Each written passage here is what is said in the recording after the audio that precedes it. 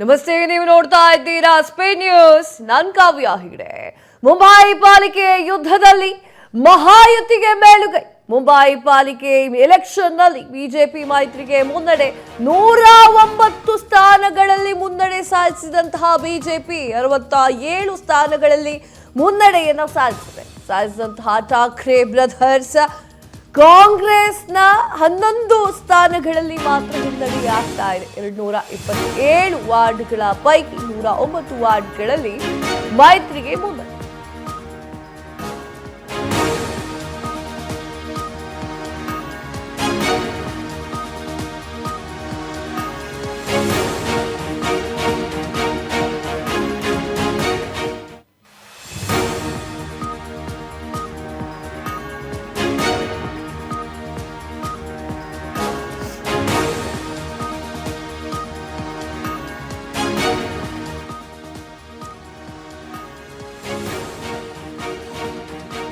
ಮುಂಬೈ ಪಾಲಿಕೆ ಯುದ್ಧದಲ್ಲಿ ಮಹಾಯುತಿಗೆ ಮೇಲುಗೈ. ಮುಂಬೈ ಪಾಲಿಕೆ ಎಲೆಕ್ಷನ್ ಬಿಜೆಪಿ ಮೈತ್ರಿಗೆ ಮುನ್ನಡೆ. 109 ಸ್ಥಾನಗಳಲ್ಲಿ ಮುನ್ನಡೆ ಸಾಧಿಸಿದಂತಹ ಬಿಜೆಪಿ 67 ಸ್ಥಾನಗಳಲ್ಲಿ ಮುನ್ನಡೆಯನ್ನ ಸಾಧಿಸಿದೆ. ಠಾಕ್ರೆ ಬ್ರದರ್ಸ್ ಕಾಂಗ್ರೆಸ್ನ ಬಲ 11 ಸ್ಥಾನಗಳಲ್ಲಿ ಮಾತ್ರ ಮುನ್ನಡೆ.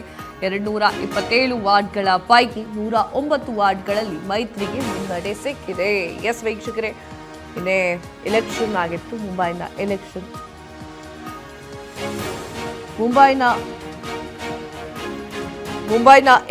ಆ ಎಲೆಕ್ಷನ್ ನಲ್ಲಿ ಈಗ ಕಾಂಗ್ರೆಸ್ನ ವಿರುದ್ಧವಾಗಿ ಮಹಾಯುತಿ ಗೆಲುವನ್ನ ಸಾಧಿಸ್ತಾ ಇರುವಂತದ್ದು. ಆರಂಭಿಕ ಹಂತದಲ್ಲಿ ಠಾಕ್ರೆಯ ಸಹೋದರರು ಬಿಜೆಪಿ ಶಿಂದೆ ಹಾಗೂ ಇನ್ನು ಸಾಕಷ್ಟು ಜನರು ಕೂಡ ಈ ಒಂದು ಎಲೆಕ್ಷನ್ ನಲ್ಲಿ ಮೇಲುಗೈ ಸಾಧಿಸ್ತಾ ಇರುವಂತದ್ದು. ಬಿಜೆಪಿ ಶಿಂದೆ ಸೇನಾಗೆ ಕಠಿಣ ಹೋರಾಟ ನೀಡ್ತಾ ಇರುವಂತದ್ದು. ಬಿಜೆಪಿ ಶಿಂದೆ ಸೇನಾ ನಷ್ಟ ಬಹುಮತಗಳನ್ನ ಪಡಿತಾ ಇದೆ. 150 ಸ್ಥಾನಗಳನ್ನ ದಾಟಿ ಗೆಲ್ಲುತ್ತದೆ ಎನ್ನುವಂತಹ ವಿಶ್ವಾಸಗಳು ಕೂಡ ಹೊರಬರ್ತಾ ಇದೆ. ನಿನ್ನೆ ಎಕ್ಸಿಟ್ ಪೋಲ್ಗಳು ಹೇಳಿದ್ವು, ಆದರೆ ಎಕ್ಸಿಟ್ ಪೋಲ್ಗಳು ಹೇಳೋದೆಲ್ಲ ನಿಜ ಆಗೋದಿಲ್ಲ ಅಂತ ಹೇಳ್ತಾ ಇರಲ್ಲ. ಈಗ ಈ ಫಲಿತಾಂಶಗಳು ಸಾಬೀತು ಮಾಡ್ತಾ ಇದೆ. ಬೆಳಿಗ್ಗೆ 11:45 ಸರಿಸುಮಾರಿಗೆ ಮುಂಬೈನ 85 ಸ್ಥಾನಗಳಿಗೆ ನಡೆದಿರುವಂತಹ ಎಣಿಕೆಯ ಪ್ರಕಾರವಾಗಿ ನೋಡುವುದಾದರೆ 34 ಸ್ಥಾನಗಳಲ್ಲಿ ಮುನ್ನಡೆ ಸಾಧಿಸ್ತಾ ಇತ್ತು. ಶಿಂದೆ ಸೇನೆ 11 ಸ್ಥಾನಗಳಲ್ಲಿ ಮುನ್ನಡೆಯನ್ನು ಸಾಧಿಸ್ತಾ ಇತ್ತು. ಮತ್ತೊಂದು ಕಡೆ ಠಾಕ್ರೆ ಸೇನೆ ಶಿಂದೆ ಸೇನೆಗಿಂತ ಮುಂಬರುವಂಥದ್ದು ಕಾಣಿಸ್ತಾ ಇರುವಂಥದ್ದು. ಇನ್ನು ಮತ ಎಣಿಕೆ ಕೇಂದ್ರಗಳಲ್ಲೂ ಕೂಡ ಸಾಕಷ್ಟು ಶಾಂತಿಯುತವಾಗಿ ನಡೀತಾ ಇದೆ.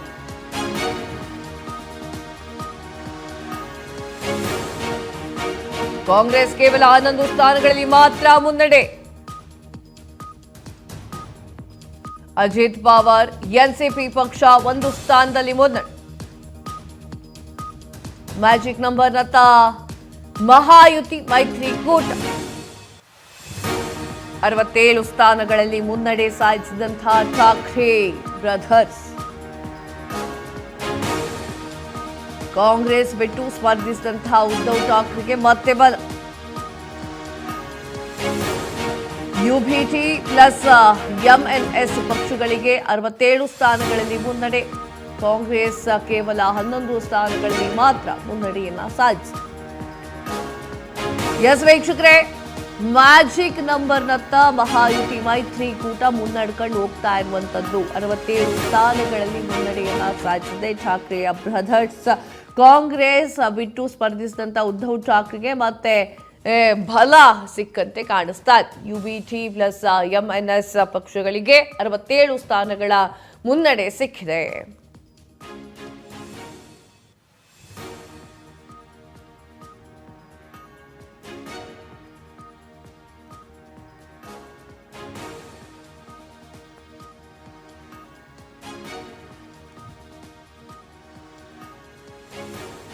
ಕಾಂಗ್ರೆಸ್ ಕೇವಲ 11 ಸ್ಥಾನಗಳಲ್ಲಿ ಮಾತ್ರ ಮುನ್ನಡೆ ಸಾಧಿಸಿರುವಂಥದ್ದು. ಅಜಿತ್ ಪವಾರ್ನ ಎನ್ಸಿಪಿ ಪಕ್ಷ 1 ಸ್ಥಾನಗಳಲ್ಲಿ ಮುನ್ನಡೆ ಸಾಧಿಸಿದೆ. 9 ವರ್ಷ ಆದಮೇಲೆ ಮತ್ತೆ ಎಲೆಕ್ಷನ್ನ ಜೋರಾಗಿ ನಡೀತಾ ಇರುವಂಥದ್ದು ಮುಂಬೈನಲ್ಲಿ. ನೀವು ಸ್ಕ್ರೀನ್ ಮೇಲೆ ನೋಡ್ತಾ ಇದ್ದೀರಿ. ಈಗ ಆಲ್ರೆಡಿ ವಿಜಯವನ್ನು ಸಾಧಿಸಿದ ರೀತಿಯಲ್ಲಿಯೇ ಸಂಭ್ರಮಾಚರಣೆಯನ್ನು ಮಾಡ್ತಾ ಇದ್ದಾರೆ.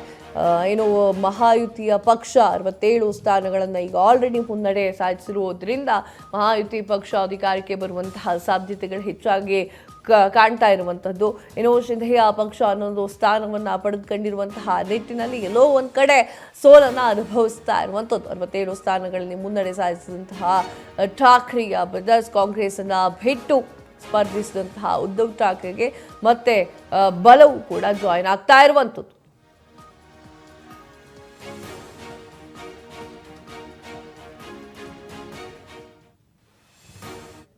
ಎಸ್, ಇದ್ರ ಬಗ್ಗೆ ಮಾತನಾಡಲಿಕ್ಕೆ ಜೋಯಲ್ ನಮ್ಮ ಪ್ರತಿನಿಧಿ ಡೆಸ್ಕ್ ಲೈವ್ ನಲ್ಲಿದ್ದಾರೆ. ಎಸ್ ಜೋಯಲ್, ಇಲ್ಲಿ ಮುಂಬೈನಲ್ಲಿ ನಡೆದಿರುವಂತಹ ಮತ ಎಣಿಕೆ ಸಾಕಷ್ಟು ಗೊಂದಲಗಳನ್ನ ಹಾಗೂ ಸಾಕಷ್ಟು ವಿಚಾರಗಳನ್ನ ಹೇಳ್ತಾ ಇರುವಂತದ್ದು. ಏನಾಗ್ತಾ ಇದೆ, ಯಾರು ಮುನ್ನಡೆಯಲ್ಲಿದ್ದಾರೆ?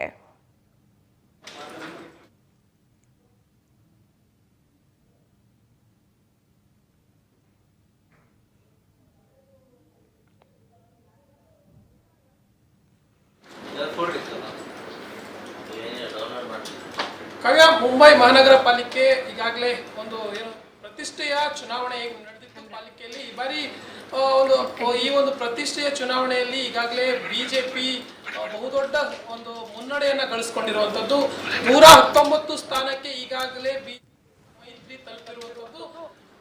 ದೇಶದಲ್ಲೇ ಅತ್ಯಂತ ಶ್ರೀಮಂತ ಪಾಲಿಕೆ ಆಗಿರುವಂತಹ ಈ ಪಾಲಿಕೆಗೆ ನಡೆದಂತಹ ಚುನಾವಣೆ ಇದು ಕೇವಲ ದೇಶ ಮಾತ್ರ ಅಲ್ಲ, ಏಷ್ಯಾ ಖಂಡದಲ್ಲೇ ಅತಿ ದೊಡ್ಡ ಪಾಲಿಕೆ. ಆ ನಿಟ್ಟಿನಲ್ಲಿ ಈ ಒಂದು ಚುನಾವಣೆ ಪ್ರತಿಷ್ಠೆಗೆ ದೊಡ್ಡ ಹೆಸರು, ಅಂದ್ರೆ ಅತಿ ದೊಡ್ಡ ಪ್ರತಿಷ್ಠೆಯ ಚುನಾವಣೆ ಆಗಿತ್ತು. ಆ ನಿಟ್ಟಿನಲ್ಲಿ ಬಿಜೆಪಿ ಈ ಚುನಾವಣೆಯಲ್ಲಿ ಬಹಳ ಸ್ಪಷ್ಟವಾಗಿ ಮುನ್ನಡೆಯನ್ನ ಸಾಧಿಸಿರುವಂತದ್ದು. 119 ಸ್ಥಾನಗಳನ್ನ ಈಗ ಮುನ್ನಡೆ ಗಳಿಸಿರುವಂತದ್ದು.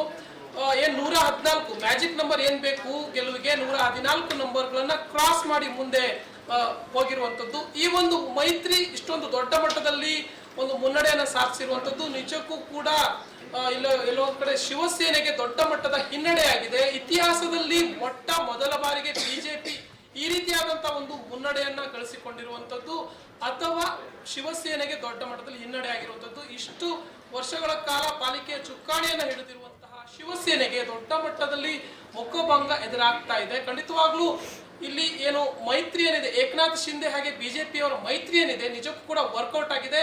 90ಕ್ಕೂ ಅಧಿಕ ಸ್ಥಾನವನ್ನ ಕೇವಲ ಬಿಜೆಪಿ ಗಳಿಸಿರುವಂತದ್ದು, ಬಿಜೆಪಿಯೇ 90+ ಸ್ಥಾನವನ್ನ ಗೆದ್ದಿರುವಂತದ್ದು, ಮುನ್ನಡೆ ಗಳಿಸಿರುವಂತದ್ದು. ನಿಜಕ್ಕೂ ಕೂಡ ಗೆಲುವಿಗೆ ಬಹಳ ಸಮೀಪ ಇದ್ದಾರೆ. ಗೆಲುವಂತಂದ್ರೂ ಕೂಡ ತಪ್ಪಾಗಲ್ಲ. ನಿಜಕ್ಕೂ ಕೂಡ ಈ ಬಾರಿ ಇಲ್ಲಿ ವರ್ಕೌಟ್ ಆಗಿದೆ ಈ ಒಂದು ಮೈತ್ರಿ. ಹಾಗೇನೆ ನಿಜಕ್ಕೂ ಶಿವಸೇನೆಗೆ ದೊಡ್ಡ ಮಟ್ಟದಲ್ಲಿ ಮುಖಭಂಗ ಎದುರಾಗ್ತಾ ಇದೆ. 68 ಸ್ಥಾನಗಳಲ್ಲಿ ಮಾತ್ರ ಏನು UBT ಶಿವಸೇನೆ ಏನು ನೇತೃತ್ವದ UBT ಏನಿದೆ ಇದು ಮುನ್ನಡೆಯನ್ನ ಗಳಿಸಿರುವಂತದ್ದು. ರಾಜ್ ಠಾಕ್ರೆ, ಉದ್ಧವ್ ಠಾಕ್ರೆ ಇಬ್ರು ಕೂಡ ವೈಮನಸ್ಸು ಮರೆತು ಒಂದಾದ್ರೂ ಕೂಡ ಈ ಒಂದು ಪಾಲಿಕೆ ಚುನಾವಣೆಯಲ್ಲಿ ದೊಡ್ಡ ಮಟ್ಟದಲ್ಲಿ ಡಿಫರೆನ್ಸ್ ಮಾಡೋಕೆ ಅಥವಾ ಫಲಿತಾಂಶದಲ್ಲಿ ವ್ಯತ್ಯಾಸ ಮಾಡೋಕೆ ಸಾಧ್ಯ ಆಗ್ತಾ ಇಲ್ಲ. ನಿಟ್ಟಿನಲ್ಲಿ ಕಾಂಗ್ರೆಸ್ ಕೂಡ ತೀರಾ ಮುಖಭಂಗವನ್ನು ಅನುಭವಿಸಿರುವಂತದ್ದು. ಕೇವಲ 11-12 ಸ್ಥಾನಗಳಲ್ಲಿ ಮಾತ್ರ. ಹಾಗೇನೆ NCP ಶರದ್ ಪವಾರ್ ಅವರ NCP ಕೂಡ 2 ಅಂಕಿ ದಾಟೋಕೆ, 2 ಅಂಕಿ ಬಿಡಿ ಒಂದು ಕೇವಲ 1-2 ಸ್ಥಾನದಲ್ಲಿ ಈಗಾಗಲೇ ಅದು ಮುನ್ನಡೆಯನ್ನ ಗಳಿಸಿಕೊಂಡಿರುವಂತದ್ದು. ನಿಜಕ್ಕೂ ಕೂಡ ಈ ಒಂದು ಪಾಲಿಕೆ ಚುನಾವಣೆಯಲ್ಲಿ ಬಿಜೆಪಿ ದೊಡ್ಡ ಮಟ್ಟಿಗೆ ಇಂಪ್ಯಾಕ್ಟ್ ಮಾಡಿದೆ. ಏನು ಇದು ಬಹಳ ಪ್ರತಿಷ್ಠಿತ ಚುನಾವಣೆ. ಪಾಲಿಕೆ ಚುನಾವಣೆಗಳಲ್ಲಿ ಏನು ದೇಶದಲ್ಲೇ ಅತಿ ದೊಡ್ಡ ಪ್ರತಿಷ್ಠಿತ ಚುನಾವಣೆ ಇದೆ. ಆ ನಿಟ್ಟಿನಲ್ಲಿ ನಿಜಕ್ಕೂ ಕೂಡ ಬಿಜೆಪಿಯಲ್ಲಿ ಮುನ್ನಡೆ ಗಳಿಸಿರುವಂಥದ್ದು ಕೇಸರಿ ಪಾಳ್ಯದಲ್ಲಿ ಸಂತಸಕ್ಕೆ ಕಾರಣ ಆಗಿದೆ. ನಿಟ್ಟಿನಲ್ಲಿ ಈಗ ಸದ್ಯಕ್ಕೆ ಮುನ್ನಡೆ ಇರುವಂಥದ್ದು ಯಾವೆಲ್ಲ ಒಂದು ಏನು ಕ್ಷೇತ್ರಗಳಲ್ಲಿ ಯಾವೆಲ್ಲ ಬೂತ್ಗಳಲ್ಲಿ ಗೆಲುವು ಸಾಧಿಸುತ್ತೆ ಅನ್ನೋದನ್ನ ಕಾದು ನೋಡಬೇಕಾಗಿದೆ. ಕಾವ್ಯ,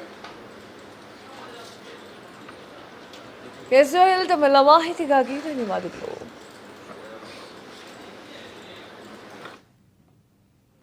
DK ಶಿವಕುಮಾರ್ ದೆಹಲಿ ಪ್ರವಾಸದ ಬೆನ್ನಲ್ಲೇ ಸಿದ್ದರಾಮಯ್ಯ ಹೈ ಅಲರ್ಟ್ ಆಗಿದ್ದಾರೆ.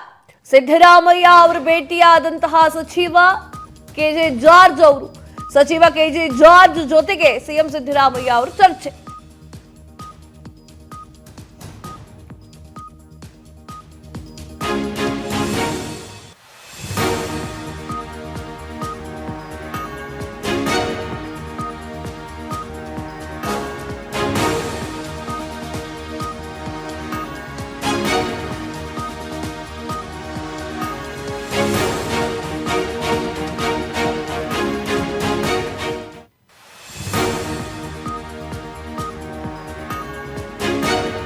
ಡಿಕೆ ಶಿವಕುಮಾರ್ ಅವರ ದೆಹಲಿ ಪ್ರವಾಸದ ಬೆನ್ನಲ್ಲೇ ಸಿಎಂ ಸಿದ್ದರಾಮಯ್ಯ ಅವರು ಹೈ ಅಲರ್ಟ್ ಆಗಿದ್ದಾರೆ.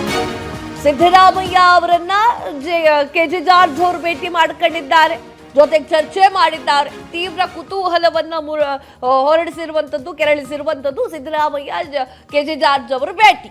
ಸಿದ್ದರಾಮಯ್ಯ ಅವರ ಬಣದಿಂದ ಒಂದು ಪ್ರತಿತಂತ್ರ ನಡೀತಾ ಇದೆಯಾ ಎನ್ನುವಂತಹ ಸಂದೇಹ. ಎಸ್ ವೀಕ್ಷಕರೇ, ಈಗ ಡಿಟೇಲ್ಡ್ ಆಗಿ ಹೇಳಬೇಕು ನಿಮಗೆ ಅಂತಂದ್ರೆ, ಸಿದ್ದರಾಮಯ್ಯ, ಡಿಕೆ ಶಿವಕುಮಾರ್ ಹಾಗೂ ರಾಹುಲ್ ಗಾಂಧಿ ಮೂರರ ಭೇಟಿ ಯಾವಾಗ ಆಯ್ತೋ, ಮೂರು ಜನ ಕುತ್ಕೊಂಡು ಮಾತನಾಡ್ತಾರೋ ಆಗ ಶುರುವಾಗಿರುವಂತಹ ಚರ್ಚೆ. 2 ನಿಮಿಷ ಸಪರೇಟ್ ಆಗಿ ವಿಮಾನ ನಿಲ್ದಾಣದಲ್ಲಿ ಮಾತನಾಡಿರುವಂತಹ ಮಾತು ರಾಹುಲ್ ಗಾಂಧಿ ಅವರು. ಅದೇನೇನು ಮಾತಾಡ್ಕೊಂಡ್ರೆ ಅದು ಕಿವಿಲಿ ಗೊತ್ತಿಲ್ಲ. ಆದರೆ ಡಿಕೆ ಶಿವಕುಮಾರ್ ಅವರ ಬಣದವರು ಕೂಡ ಪ್ರತಿತಂತ್ರವನ್ನ ಮಾಡಲಿಕ್ಕೆ ರೆಡಿ ಆಗಿದ್ದಾರೆ. ಸಿದ್ದರಾಮಯ್ಯ ಅವರ ಬಣದವರು ಕೂಡ ಪ್ರತಿತಂತ್ರಕ್ಕೆ ರೆಡಿ ಆಗಿರುವಂತದ್ದು.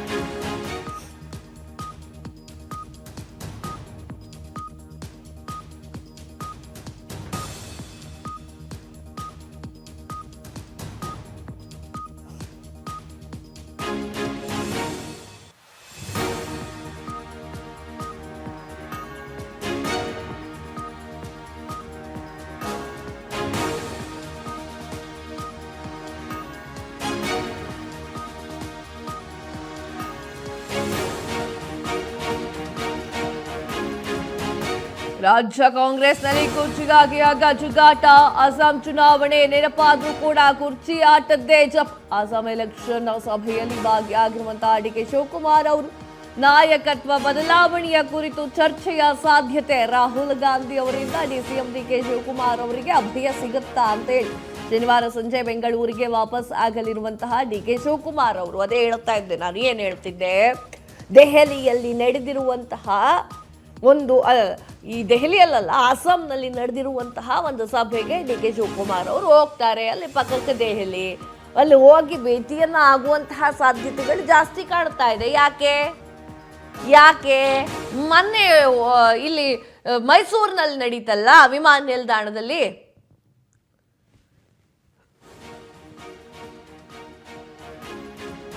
ಇಲ್ಲಿ ಮೊನ್ನೆ ನಡೀತಲ್ಲ, ಇಲ್ಲಿ ಡಿ ಕೆ ಶಿವಕುಮಾರ್, ಸಿದ್ದರಾಮಯ್ಯ ಹಾಗೂ ರಾಹುಲ್ ಗಾಂಧಿ ಅವರು ಕುತ್ಕೊಂಡು ಮಾತನಾಡಿದ್ರಲ್ಲ, ಇವರು ಡಿ ಕೆ ಶಿವಕುಮಾರ್ ಕೇಳಿದ್ದಾರೆ, ನಮ್ಗೊಂದೆರಡು ಅವರ್ ನಿಮ್ದು ಫ್ರೀ ಟೈಮ್ ಬೇಕು ಅಂತ.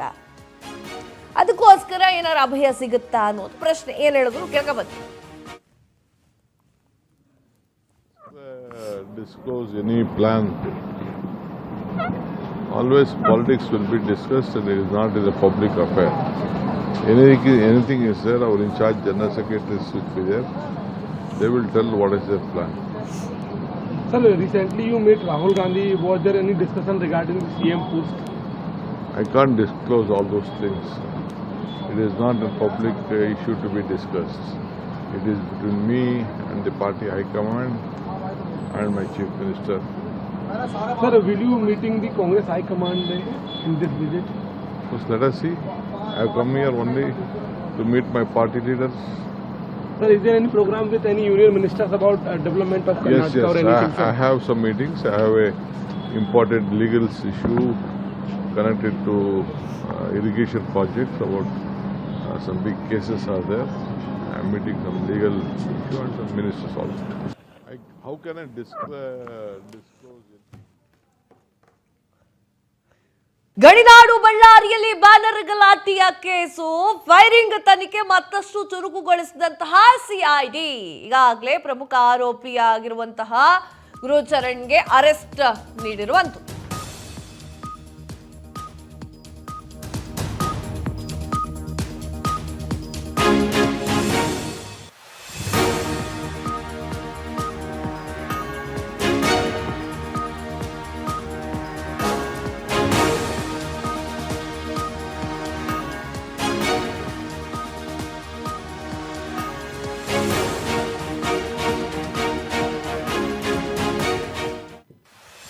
ಗಡಿನಾಡು ಬಳ್ಳಾರಿಯಲ್ಲಿ ಬ್ಯಾನರ್ ಗಲಾಟೆ ಕೇಸು, ಫೈರಿಂಗ್ ತನಿಖೆ ಮಾಡ್ತಾ ಇರುವಂತಹ ಸಿಐಡಿ ಸ್ವಲ್ಪ ಚುರುಕು ಗತಿಯಲ್ಲ ಸಾಕ್ತಾ ಇದೆ. ಈಗಾಗಲೇ ಪ್ರಮುಖ ಆರೋಪಿ ಗುರುಚರಣ್ ಸಿಂಗ್ ಅರೆಸ್ಟ್ ಆಗಿರುವಂಥದ್ದು. ಸಿಐಡಿ ಅಧಿಕಾರಿಗಳು ಅವರಿಂದ 4 ಗನ್ಮ್ಯಾನ್ಗಳ ವಿಚಾರಣೆ ಆಗ್ತಾ ಇದೆ. ಅಜ್ಞಾತ ಸ್ಥಳದಲ್ಲಿ ವಿಚಾರಣೆ ನಡೆಸ್ತಾ ಇರುವಂತಹ ಅಧಿಕಾರಿಗಳು ಫೈರ್ ಮಾಡುವಂತಹ ಅನಿವಾರ್ಯತೆ ಏನ್ರಿ ಇತ್ತು ಅಂತ ಪ್ರಶ್ನೆ. ಗುಂಡು ಹಾರಿಸಲು ಯಾರಾದರೂ ಸೂಚನೆಯನ್ನ ಕೊಟ್ರ? ಸಿಐಡಿ ಅಧಿಕಾರಿಗಳಿಂದ ತನಿಖೆಗಳು ಮುಂದುವರಿತಾ ಇದೆ. 2ನೇ ತಾರೀಕು ಸಾಯಂಕಾಲ ಮಧ್ಯರಾತ್ರಿಯಲ್ಲಿ ನಡೆದಿರುವಂತಹ ಘಟನೆ, ಬ್ಯಾನರ್ ಗಲಾಟೆ. ಒಂದು ಕಡೆಯಲ್ಲಿ ಪ್ರಮುಖ ವ್ಯಕ್ತಿ, ಇನ್ನೊಂದು ಕಡೆಯಲ್ಲೂ ಕೂಡ ಪ್ರಮುಖ ವ್ಯಕ್ತಿ. BJP Congress, BJP versus Congress, ಇಬ್ರು ಕೂಡ ಪ್ರಮುಖ ನಾಯಕರೇ. ಒಂದು ಮೇಲ್ಗೈ ಇವ್ರು ಜಾಸ್ತಿ ಅವ್ರು ಜಾಸ್ತಿ ಅನ್ನಂಗಿಲ್ಲ. ಹಿಂಗಿರುವಂತಹ ಸಂದರ್ಭದಲ್ಲಿ ಒಬ್ಬನ ಹೆಣ ಬೀಳುತ್ತೆ, ಅದು ಕೂಡ ಕಾಂಗ್ರೆಸ್ನ ಕಾರ್ಯಕರ್ತನ, ಬಡ ಹುಡುಗ, 27 ವರ್ಷದ ಹುಡುಗ, ಯುವಕ. ಆ ಥರದ ವ್ಯಕ್ತಿಗಳದ್ದು ಸಾವಾಗುತ್ತೆ. ಫೈರಿಂಗ್ ಮಾಡಿದವ್ರನ್ನ ಇವತ್ತೆಷ್ಟನೇ ತಾರೀಕು? 16ನೇ ತಾರೀಕು. ಈಗ ಪ್ರಮುಖ ಆರೋಪಿ ಅಂತ ಕರ್ಕೊಂಡು ಹೋಗ್ತಾ ಇದ್ದಾರೆ. 2ನೇ ತಾರೀಕಿಂದ 16ನೇ ತಾರೀಕುವರೆಗೆ ಅವಶ್ಯಕತೆ ಇತ್ತಾ ಇದು ಅಂತ? ನಮ್ಮ ಪೊಲೀಸರೇ ಮನಸ್ಸು ಮಾಡಿದ್ರೆ ಯಾರು ಗುಂಡು ಹಾರಿಸಿದ್ದು ಅಂತ ಕಂಡು ಹಿಡಿತಾರೆ. ಅಷ್ಟು ಚುರುಕ್ತನ ನಮ್ಮ ಪೊಲೀಸರಲ್ಲಿದೆ. ಯಾಕದು ಹಿಂದೇಟ್ ಹಾಕಿ CID ಕೊಟ್ಟರೋ ನನಗಂತೂ ಗೊತ್ತಿಲ್ಲ. ಅಂದರೆ 2 ಪ್ರಮುಖ ನಾಯಕರು ಯಾಕೆ ನಾವು ನೋಡ್ಕೊಳ್ಳೋದು ಅಂತನ ಏನ್ ಕತೆ? ರಾಜಾರೋಷವಾಗಿ ಹೇಳಿದ್ರು ಜಿ ಪರಮೇಶ್ವರ್ ಅವರು, ನಮ್ಮ ಪೊಲೀಸರ ಬಗ್ಗೆ ನಮ್ಗೆ ಗೊತ್ತಿದೆ, ತನಿಖೆ ಮಾಡ್ತಾರೆ ಅವರು ಸಕ್ಸಸ್ ಆಗ್ತಾರೆ, CID ಕೊಡಬೇಕಾಯ್ತು. ಅಲ್ಲಿ ಗೊತ್ತುಗಳೀಗ CID ಅವರು ಕೂಡ ವಿಚಾರಣೆಯನ್ನು ಚುರುಕುಗೊಳಿಸ್ತಾ ಇದ್ದಾರೆ. ಆ ಘಟನಾ ಸ್ಥಳದಲ್ಲಿ ಇರುವಂಥವ್ರನ್ನ ಯಾರ್ಯಾರು ಅಂತ ನೋಡಿ ಹುಡ್ಕೊಂಡು ಕರ್ಕೊಂಬರ್ತಾ ಇದ್ದಾರೆ. ಅವತ್ತು 2ನೇ ತಾರೀಕು ಸಾಯಂಕಾಲ ನಡೆದಿರುವಂತಹ ಗಲಾಟೆಯಲ್ಲಿ 3ನೇ ತಾರೀಕು ಎಲ್ಲರನ್ನು ಕರ್ಕೊಂಡು ಹೋಗಿ ಒಳಗಾಕ್ಬೇಕಾಗಿತ್ತು. ಗನ್ನೆಲ್ಲ ಕಿತ್ತಿಸ್ಕೊಂಡು ಯಾರ್ಯಾರು ಜೈಕಾರ ಹಾಕೊಂಡು ಬಂದಿದ್ರ ಎಲ್ಲರನ್ನು ಕರ್ಕೊಂಡು ಜೈಲಿಗೆ ಹಾಕ್ಬೇಕಾಗಿತ್ತು.